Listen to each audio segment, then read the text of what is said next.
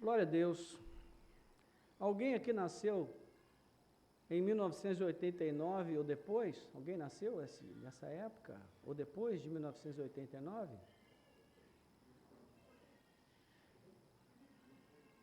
Alguns, né? Depois, né? Pois é. Vocês não viram a queda do Muro de Berlim. Vai faltar no currículo de vocês. No dia 9 de novembro de 1989, milhares de pessoas se reuniram em Berlim, caminharam até o muro, que até aquela tarde dividia a cidade, e famílias inteiras eram divididas, havia 28 anos. E quando os guardas abriram os portões, não houve nenhuma festa organizada, nenhuma cerimônia pomposa, houve muita gente correndo, subindo no próprio muro, chorando, abraçada com irmãos que não via há décadas. E também havia gente com marreta querendo levar um pedacinho do muro para casa, souvenir. Ninguém ensaiou nada, foi algo muito improvisado, não havia roteiro, e ninguém sabia ao certo o que fazer, mas todos queriam comemorar, porque a separação que havia naquele momento tinha acabado. E como essa história e essa imagem, ela se aproxima de nós por algo que nós vamos ver nessa noite, um dia onde toda separação vai acabar, não os 28 anos entre Berlim Oriental e Ocidental, mas a separação mais antiga que existe, que é a separação entre Deus, o Deus Santo, e a humanidade decaída. E tudo começou no jardim, quando o homem e a mulher foram expulsos da presença de Deus, e um anjo com a espada flamejante foi posto ali para guardar a entrada do jardim, impedir que voltasse, que o casal voltasse, que a humanidade voltasse para dentro do jardim.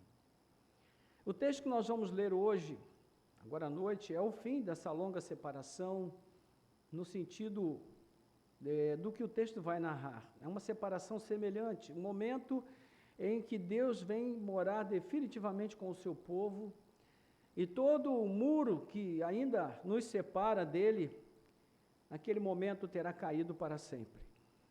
Então vamos ler Apocalipse 21, conforme falamos do verso 1 ao verso 8, depois eu peço que você mantenha a sua Bíblia aberta, e nós vamos usar esse texto como nossa referência nessa noite. Diz assim: E vi novo céu e nova terra, pois o primeiro céu e a primeira terra passaram, e o mar já não existe. Vi também a cidade santa, a nova Jerusalém, que descia do céu da parte de Deus, preparada como uma noiva enfeitada para o seu noivo. Então, ouvi uma voz forte que vinha do trono e dizia: Eis o tabernáculo de Deus com os seres humanos. Deus habitará com eles serão povo de Deus, e Deus mesmo estará com eles e será o Deus deles. E lhes enxugará dos olhos toda lágrima, e já não existirá mais morte, não haverá luto, nem pranto, nem dor, porque as primeiras coisas passaram. E aquele que estava sentado no trono disse: Eis que faço novas todas as coisas. E acrescentou: Escreva, porque estas palavras são fiéis e verdadeiras. Disse-me ainda: Tudo está feito. Eu sou o Alfa e o Ômega, o princípio e o fim. Eu, a quem tem sede, darei de graça da fonte da água da vida. O vencedor herdará estas coisas, e eu serei o Deus dele, e ele será o meu filho. Quanto, porém, aos covardes, aos incrédulos, os abomináveis, aos assassinos, aos imorais, aos feiticeiros, aos idólatras e todos os mentirosos, a parte deles que lhes cabe será no lago que está queimando com fogo e enxofre, a saber, a segunda morte. Vamos orar? Nosso Deus e Pai, graças te damos pela leitura da tua santa palavra. Obrigado porque ela está aberta mais uma vez diante de nós e temos uma nova oportunidade de meditar, de refletir naquilo que ela nos diz, através do texto que está aqui como nossa base para essa noite. Obrigado pela vida do apóstolo João, teu servo, o apóstolo que viveu durante mais tempo nesse mundo e que teve o privilégio de testemunhar de todas essas coisas reveladas nesse livro tão especial. Obrigado, Senhor, pelo seu testemunho, porque, como Abel, mesmo morto, ele ainda fala, e fala profundamente aos nossos corações, através das verdades reveladas pelo Senhor, que são palavras de autoridade, ó Deus, e direção para as nossas vidas. Guia-nos, portanto, no caminho do entendimento, abre o nosso entendimento nessa noite pelo Teu Espírito. Nós oramos em nome de Jesus. Amém.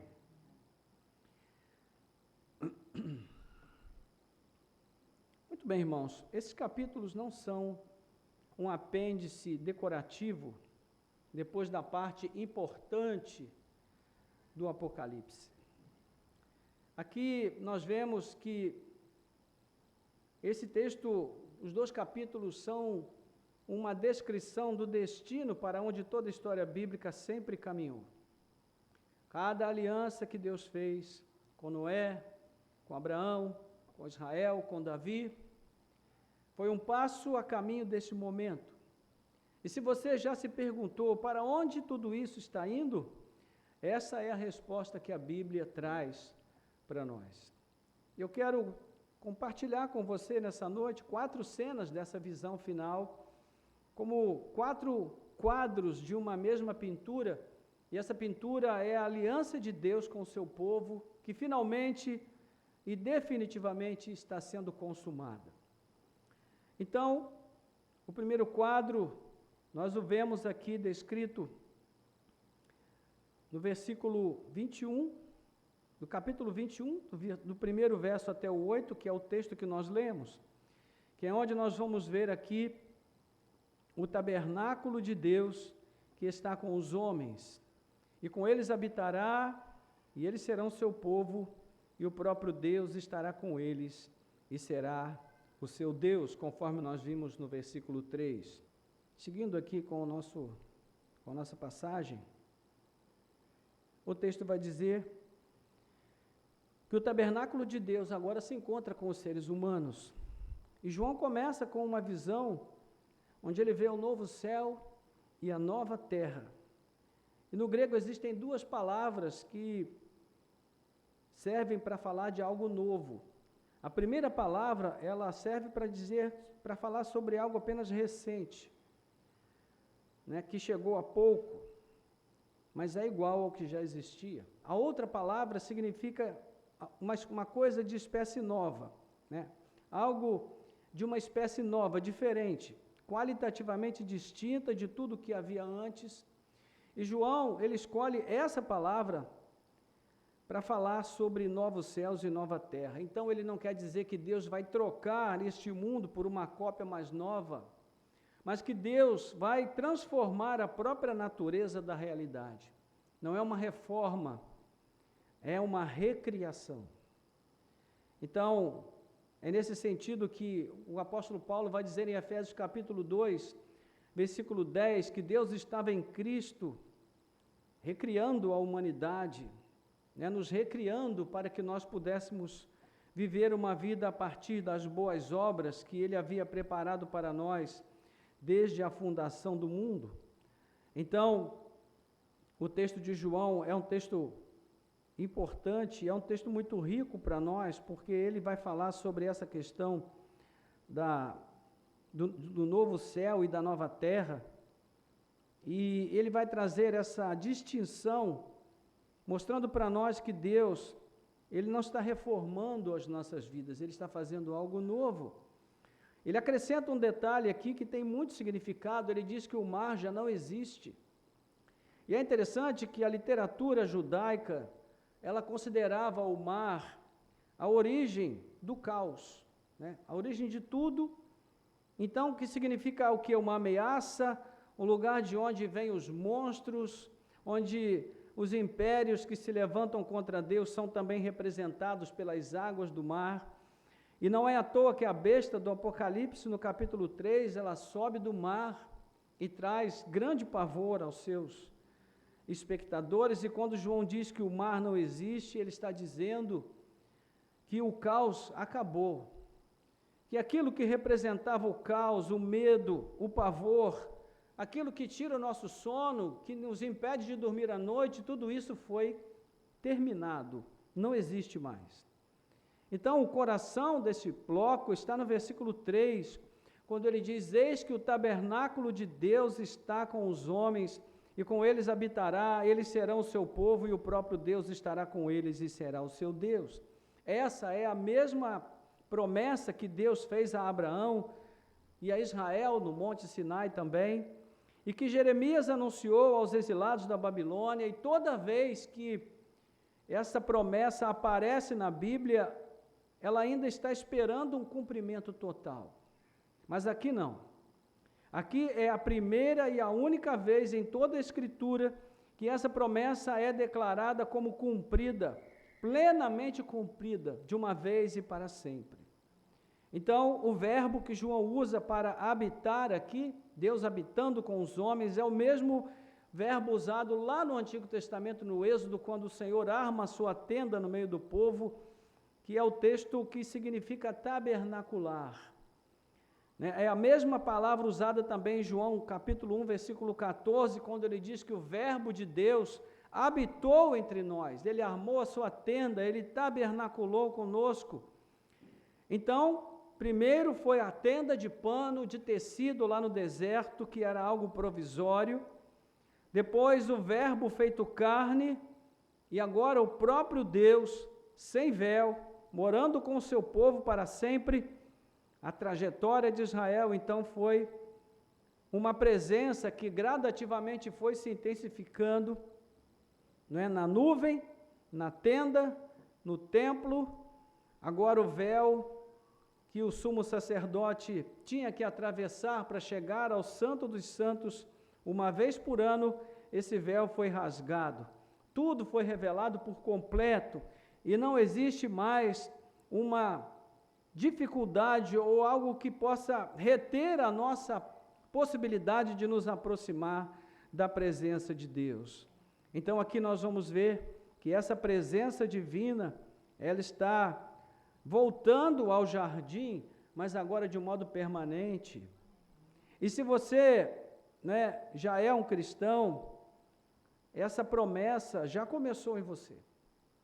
Porque Paulo escreve em 2 Coríntios capítulo 5, versículo 17, quase que as mesmas palavras. Ele diz: as coisas velhas já passaram, e eis que tudo se fez novo. Ou seja, você já é a amostra daquilo que Deus vai fazer com o universo inteiro. A nova criação já bateu a porta do seu coração, e você, pela fé, já está vivendo a nova criação.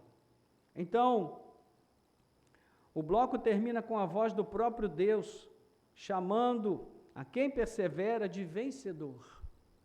Ele diz aí: ao vencedor, o vencedor herdará essas coisas, e eu serei o Deus dele, e ele será o meu filho. E é interessante que essa expressão aqui que Deus usa para falar de vencedor é a mesma lá, usada lá no princípio, quando ele escreve às igrejas da Ásia: ao vencedor darei isso, o vencedor herdará aquilo. E mostra que essa vitória, o tempo verbal usado aqui, mostra que ela é uma vitória contínua. A mesma palavra usada nas 7 igrejas, que mostra esse sentido de uma vitória contínua. Mas ela também se refere, vai falar aos covardes, aos incrédulos, aos idólatras, e todos aqueles que são descritos aqui, cuja parte será o lago de fogo.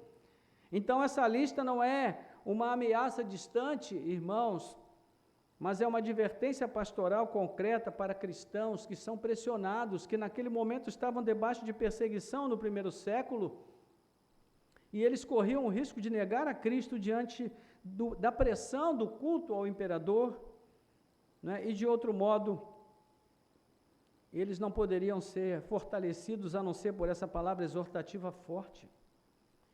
Mas, de certo modo, isso também se aplica a nós, porque nós também somos o tempo todo pressionados, em muitos sentidos, a negar a nossa fé e a esquecer que nós fomos feitos nova criatura em Cristo Jesus.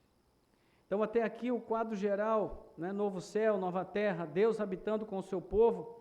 Agora, a visão, ela se aproxima como uma câmera que enquadra os detalhes, cada porta, cada pedra de uma cidade. E o texto vai falar dessa cidade, versículos 9 a 27. Então veio um dos 7 anjos que tinham as 7 taças cheias dos últimos 7 flagelos e falou comigo dizendo: venha, vou mostrar-lhe a noiva, a esposa do Cordeiro. E ele me levou no espírito a uma grande e elevada montanha e me mostrou a cidade santa, Jerusalém, que descia do céu da parte de Deus, a qual tem a glória de Deus. O seu brilho era semelhante a de uma pedra preciosíssima, como pedra de jaspe cristalina. E aí ele vai descrever os elementos que compõem a cidade, suas medidas, suas dimensões, não é? Então, o verso 22 vai dizer: e nela não vi templo, porque o Senhor, o Todo-Poderoso, e o Cordeiro são o seu templo. É a palavra-chave aqui desse nosso bloco, versículos 9 a 27. A noiva adornada para o seu marido. Então o anjo convida João: vem, vou mostrar-te a noiva, a esposa do Cordeiro. E é interessante que é quase a mesma frase usada em Apocalipse 17, versículo 1, onde o anjo mostra a João a condenação da grande prostituta da Babilônia. E João coloca diante de nós 2 mulheres, então, 2 cidades, 2 destinos. Uma se chama a prostituta, a grande Babilônia, e ela termina com o fogo que a consumirá. A outra se chama noiva, que desce do céu, adornada, enfeitada. E a pergunta do livro inteiro, ela segue na seguinte direção: com qual das 2 noivas, com qual das 2 mulheres nós estamos alinhados, comprometidos, aliançados? É a pergunta que corre ao longo do livro. Então Roma se autodenominava em moedas e monumentos uma espécie de deusa noiva, digna de devoção, e ao apresentar Babilônia como a prostituta e a Nova Jerusalém como a verdadeira noiva, João então faz esse contraste diretamente à autoimagem do império mais poderoso do mundo e conhecido naquela época. Então, João está dizendo: não se deixem enganar pelo brilho de Roma, porque a verdadeira lealdade que vale a pena ser concedida, que vale a pena ser perseverar em nutrir, é por outra cidade, não por Roma, mas pela Jerusalém, a nova Jerusalém que Deus está trazendo para consumar a sua obra. Então, a cidade é descrita como um cubo perfeito, 12.000 estádios de comprimento, largura e altura, e no Templo de Salomão, o único espaço onde havia esse formato de cubo era o lugar santíssimo, o Santo dos Santos, onde o sumo sacerdote entrava uma vez por ano. E quando João descreve aqui a cidade inteira como um cubo, né, ele está dizendo que a cidade inteira agora é o Santo dos Santos. Não existe mais uma sala secreta reservada para poucos, todos têm acesso à presença de Deus. Então o número 12 aparece por toda parte, né, 12 portas com os nomes das tribos, 12 fundamentos com os nomes dos apóstolos, é o mesmo número por trás dos 144.000 do capítulo 7, 12 vezes 1.000, não é uma contagem literal, mas é um símbolo de totalidade do povo de Deus, do Antigo e do Novo Testamento, sem faltar ninguém. Então, a igreja é o novo Israel de Deus. Deus não tem 2 planos de salvação, mas apenas um. E Ele salva um povo que veio do passado né? E a igreja assumiu o lugar de Israel, se tornando o novo Israel de Deus. Então a igreja congrega judeus, a igreja congrega povos de todas as línguas, de todas as tribos, de todas as raças, a igreja congrega árabes, a igreja congrega todos os tipos de pessoas de todas as nações, porque não há distinção para aqueles que vêm a Cristo. Então, João diz, não vi nela templo, porque o Senhor Deus, o Todo-Poderoso, e o Cordeiro são o seu templo. O templo em Israel, ao mesmo tempo que permitia o acesso a Deus, também o limitava. Havia o pátio dos gentios, o pátio das mulheres, o samaritano não podia entrar, o santuário interior só para o sumo sacerdote, mas na Nova Jerusalém, essa mesma fronteira deixou de existir. Essa separação caiu. E a nossa porção aqui termina com as portas que jamais se fecham, nações trazendo sua glória e uma advertência, nada impuro entrará ali, só os inscritos no livro da vida do Cordeiro. Então, os fundamentos de pedras preciosas, portas de pérola, ruas de ouro transparente, mostram aqui para uma igreja perseguida e muitas vezes pobre, sofrida, que deviam se lembrar da promessa a Esmirna, não é? Que também era uma igreja pobre, mas o Senhor diz, olha, essa riqueza que eu estou concedendo a você não pode ser vista agora, mas você é rica, você não é pobre. E essa riqueza é a garantia de que quem perdeu tudo por causa de Cristo herdará o que nenhuma perseguição pode confiscar. Naquela época, quando você era preso por causa do testemunho de Jesus, os seus bens eram confiscados. A carta aos Hebreus vai dizer isso no capítulo 10. Mas o apóstolo João está dizendo, olha gente, nenhuma perda nesse mundo é grande o suficiente. Nada nesse mundo é precioso o suficiente, se comparar com aquilo que Deus está preparando para nós, como João afirma, ou Paulo, afirma. Então vimos a promessa geral de uma nova criação, e a cidade que agora é trazida para esse mundo. Então, a visão se move para dentro, para o coração dessa cidade. E no coração dessa cidade, o que a gente encontra? Um jardim. De novo, o jardim. Versículos 1 a 5 do capítulo 22. Então o anjo me mostrou o rio da água da vida, brilhante como cristal, que sai do trono de Deus e do Cordeiro. No meio da praça da cidade, de um e de outro lado do rio, está a árvore da vida, que produz 12 frutos, dando seu fruto de mês em mês. E as folhas da árvore são para a cura dos povos. Nunca mais haverá qualquer maldição. Nela estará o trono de Deus e do Cordeiro. Os seus servos o adorarão, contemplarão a sua face, e na sua testa terão gravado o nome dele. Então já não haverá noite, e não precisarão da luz de lamparina, nem da luz do sol, porque o Senhor Deus brilhará sobre eles e reinarão para todo sempre. Então, a visão volta a um jardim.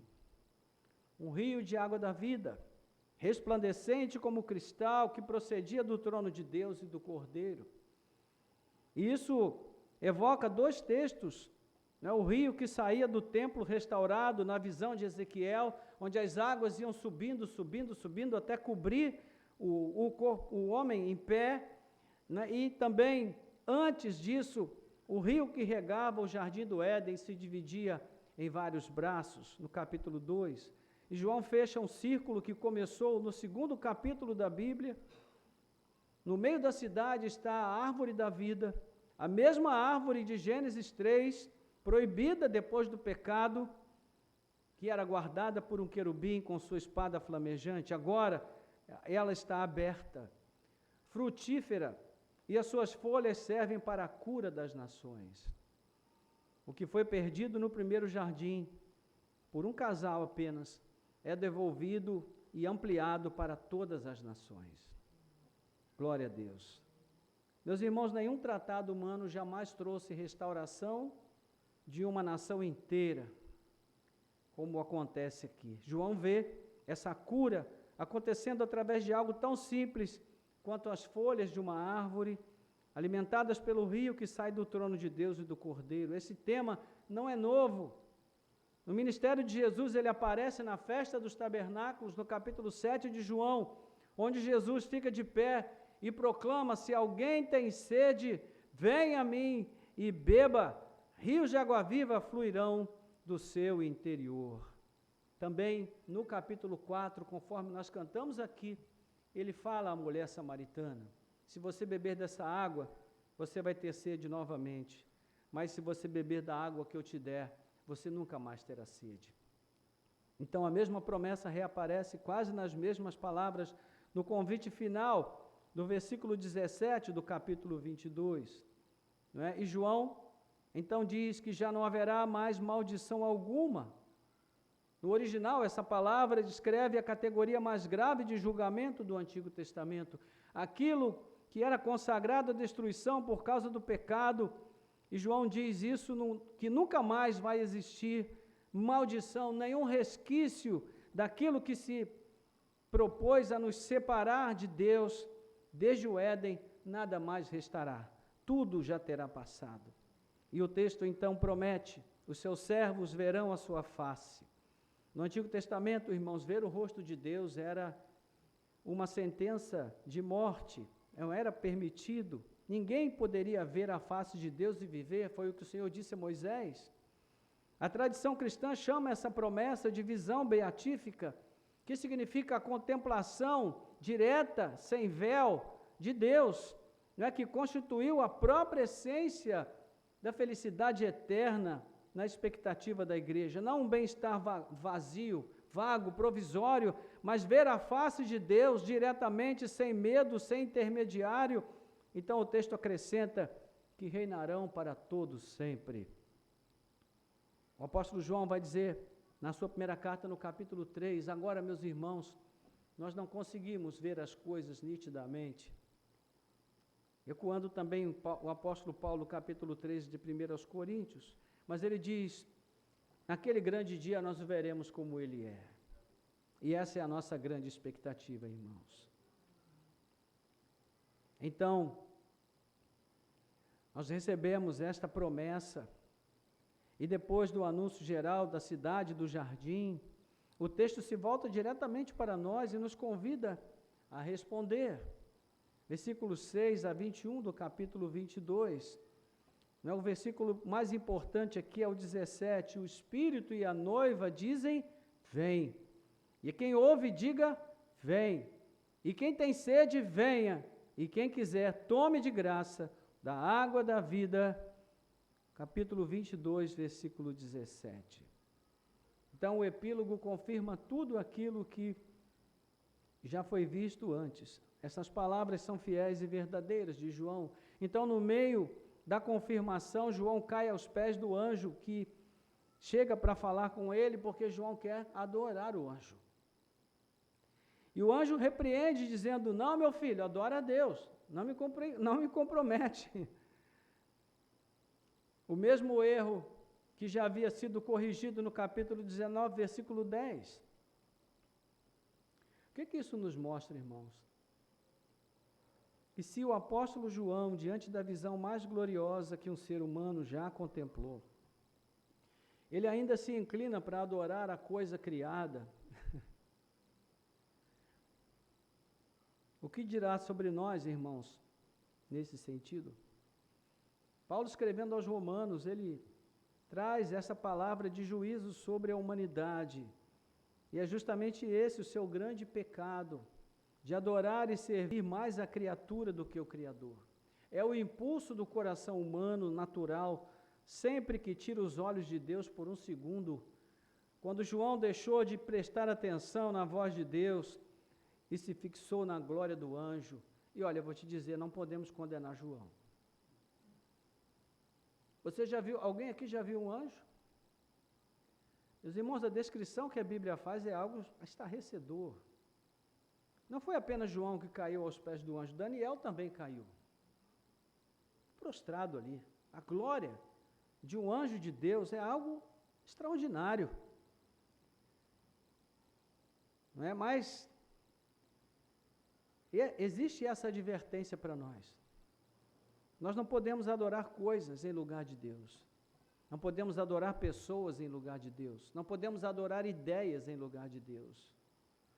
Cristo declara: bem-aventurado aquele que guarda as palavras da profecia deste livro. Meus irmãos, nós precisamos guardar a palavra de Deus. O verbo no grego descreve uma guarda contínua, uma guarda ativa, o mesmo tipo de obediência que Jesus pede quando ele diz que quem o ama guarda os seus mandamentos. A bem-aventurança não é prometida a quem estudou o Apocalipse. Não é aquele que estudou com aquele empenho acadêmico, aquele interesse, pegando letra por letra, palavra por palavra. Não. A promessa, a bem-aventurança, ela se refere a quem vive à luz daquilo que o Apocalipse diz, a quem guarda a palavra de Deus. O texto repete 4 vezes uma expressão que significa em breve ou depressa. No vocabulário profético, essa palavra não descreve proximidade do calendário, mas a certeza e também o caráter, como vou dizer, o caráter súbito dessa vinda. É algo inesperado. Quando chegar, vai surpreender a todos, mas é algo certo, vai acontecer. Então não é uma previsão que falhou porque já se passaram 2000 anos, é uma promessa que ainda está de pé, porque Deus é fiel para cumprir a sua palavra. Então nós chegamos ao convite mais bonito de toda a Bíblia, e o Espírito e a noiva dizem: vem, e quem ouve diga: vem, e quem tem sede venha, e quem quiser tome de graça da água da vida. Não é um convite para os merecedores. A única qualificação exigida é ter sede. Sede de Deus. É estar disposto a vir de graça. A mesma palavra de capítulo 21, versículo 6, reaparece aqui, emoldurando toda a passagem. A entrada da cidade, do começo ao fim, nunca foi sobre merecimento, sempre foi sobre graça. É assim que nós entramos na cidade santa que desce da parte de Deus. Então, o livro inteiro, irmãos, termina com uma última palavra: a graça do Senhor Jesus seja com todos. Então, veja que interessante, depois de visões aterradoras de juízo, de besta, de trono, de falso profeta, a última palavra da Bíblia não é de terror, mas é palavra de graça. Então, entre a advertência sobre a vida repentina e o convite final, o texto ainda adverte sobre a integridade das próprias palavras da profecia. Não devemos esquecer, não devemos acrescentar e nem retirar. Nos faz lembrar de Deuteronômio capítulo 4, versículo 12. A nossa esperança está ancorada numa palavra que ela é verdadeira, inerrante, infalível, ela é eficaz, ela é suficiente e ela não precisa ser corrigida por revelações posteriores. Então, agora concluindo, irmãos, chegamos ao fim da visão e da promessa geral que de um novo céu e de uma nova terra, a cidade noiva, o jardim restaurado, o convite final, o quadro completo, então está formado. A separação mais antiga do universo, aquela que começou no Éden, no jardim de Gênesis 3, está definitivamente encerrada. Não por mérito nosso, mas pelo sangue do Cordeiro. A cidade está com as portas abertas. O rio está correndo. A árvore está frutificando. Deus já disse que a sua última palavra sobre o assunto é palavra de graça. Quem tem sede, venha. E é interessante que foi no jardim que nós caímos. Mas é no jardim que nós vamos terminar.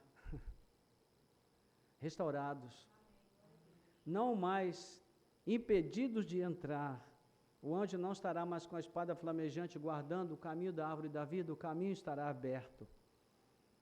Então, é com esse quadro diante de nós que eu quero aplicar o texto aqui às nossas vidas, para que ao longo da semana nós possamos guardar essa palavra no nosso coração. Primeiro, irmãos, para aquelas pessoas que estão sofrendo, que estão passando por tribulações e lutas. Não é? Se você é uma pessoa que está atravessando uma dor muito grande, que parece não ter fim, e isso acontece de vez em quando com a gente. Não é? Um luto, uma doença, uma perda ou algo mais severo. Esse texto ele não pede que você finja que não está acontecendo nada, que você está bem. Ele não pede que você confesse positivamente para as coisas mudarem. Ele promete algo mais forte que o consolo. Ele promete um dia onde não haverá mais lágrimas, nem morte, nem pranto, nem dor. Porque já as primeiras coisas passaram. O texto não diz que Deus vai explicar por que nós sofremos. Parece que hoje as pessoas estão até mais preocupadas com a explicação do sofrimento delas do que até com a própria solução do problema que elas estão vivendo, não é verdade? Hoje, qualquer sofrimento que as pessoas enfrentam, elas querem saber o porquê. Mas onde nós encontramos na Bíblia alguma passagem onde Deus diz, olha, sempre que vocês sofrerem, eu estarei ali para explicar o porquê? Nós não encontramos isso em nenhum lugar. O que nós encontramos é, se você passar pelo vale, eu estarei contigo. Se você passar pelo fogo, eu estarei com você. Se você passar pelas águas, ali eu também estarei.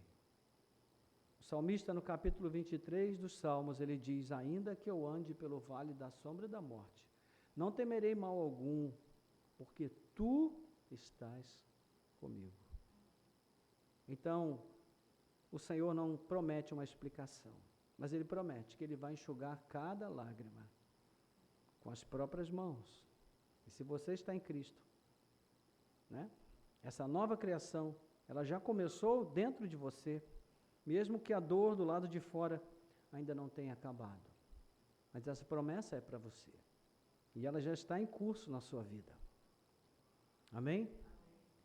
Para aqueles que confiam demais na própria aparência religiosa, que também é algo que nos acontece. O texto diz que nenhum impuro entrará na cidade. Só os que têm as vestes lavadas pelo sangue do Cordeiro. Então, se você cresceu na igreja, ou tem vivido muitos anos como crente, e você tem praticado a linguagem certa, conhece os jargões, os crentez, todos que a gente costuma dizer, não é? Você e eu devemos nos perguntar com honestidade, a minha confiança ela está no que eu sou ou no que Cristo é? Então precisamos, irmãos, nos lembrar, a cidade não se abre para quem tem currículo religioso impecável, infalível. Ela se abre de graça, só de graça, para quem está inscrito no livro da vida do Cordeiro. Lembre-se da cena do anjo recusando a adoração de João, né? Nem o apóstolo mais fiel está imune ao impulso de ser idólatra, de adorar coisas erradas. E muitas vezes nós nos examinamos, irmãos, e nós confiamos na própria roupa que nós confeccionamos para nós. Mas essa roupa não serve. Ela precisa ser mudada. Ela precisa ser lavada pelo sangue do Cordeiro. Amém? E por fim, talvez para quem nos ouve depois pelo YouTube ou nessa noite precisa de uma reconciliação com Deus, o convite desse texto é um convite aberto. O último de toda a Bíblia não exige mérito, nem preparo, nem condição prévia, exige apenas sede. Quem quiser, quem tem sede, tome de graça da água da vida. A pergunta não é se você é bom o suficiente, mas se você tem sede o suficiente. Se você está disposto a vir, não existe posição neutra diante desse convite, irmãos. Ou nós o aceitamos e nos colocamos ao lado da noiva do Cordeiro, ou nós o recusamos e nos associamos à mulher que representa Roma cujo fim será triste, trágico. Então a boa notícia é que a porta hoje permanece aberta para nós. Eu quero fechar exatamente com uma palavra que o livro usa para fechar, com o mesmo convite duplo que João registrou, o Espírito e a noiva. Nós, a igreja, dizemos: vem a você hoje, seja qual for a sua situação diante de Deus, nessa noite. E se você já conhece essa voz, que você volte a se aproximar dela, que você volte a ouvi-la e responda como João: amém. Ora vem, Senhor Jesus, Maranata. Amém? Vamos orar? Nosso Deus e Pai, graças te damos pela tua palavra. Obrigado, Senhor, porque ela é palavra viva, desafiadora, mas também consoladora para nós nessa noite. Obrigado porque essa palavra, Senhor, traz conforto aos nossos corações, ela renova a nossa esperança e a nossa fé. Te agradecemos porque o Senhor preparou para nós uma promessa gloriosa para o fechamento das Escrituras. Não que nós não tenhamos promessas gloriosas nos outros livros contidos nela, mas te bendizemos porque se no primeiro livro nós vemos a queda do homem e o fechamento do jardim, no último livro nós vemos o jardim reaberto e a reaproximação da humanidade com o Senhor pelo sangue do Cordeiro Imaculado, que foi oferecido para a remissão dos nossos pecados. Te damos graças, Senhor, por estas promessas gloriosas, porque elas são promessas fiéis, de um Deus fiel, e que se cumprirão plenamente e já estão em cumprimento em nossas vidas, porque desde o momento em que Cristo entrou em nossos corações, as coisas velhas já passaram e tudo se fez novo. E nós estamos caminhando para esse momento, esse desfecho extraordinário da história, quando nós estaremos presentes nas bodas do Cordeiro com a sua noiva, que está já eternamente preparada para encontrá-lo, para a grande celebração, e a celebração que não terá fim.